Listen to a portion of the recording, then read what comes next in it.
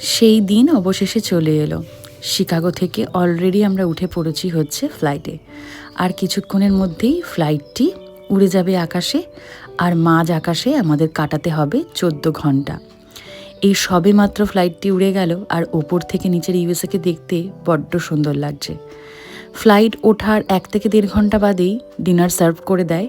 তো যথারীতি আমাদের সামনে ডিনার চলে এসছে। খাওয়া দাওয়া করে আমি একদম অনলের কোলে শুয়ে পড়েছি। মজার ব্যাপারটা হচ্ছে আজকে আমাদের 3 জনের সিটে আমরা শুধুমাত্র রয়েছি 2 জন। অলমোস্ট 7 ঘন্টা কেটে গেছে আমাদের ফ্লাইটে, আর এখন কফি টাইম, একটু কফি খাবো। আমরা এখন পিৎজা আর কফি খাচ্ছি দুজনাই, ঘুমাচ্ছিলাম।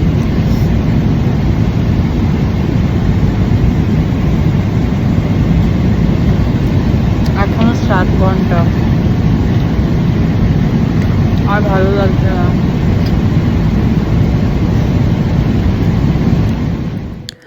কফি পিৎজা খাওয়ার আবার 1 থেকে 1.5 ঘন্টা বাদে চলে আসি হচ্ছে ব্রেকফাস্টের মধ্যে অনেক সুন্দর সুন্দর আমার ফেভারিট জিনিস ছিল, যেমন এগ, ফ্রুটস, ব্রেড সব কিছু খাওয়া দাওয়া করে আবার 1 কাপ কফি খেলাম।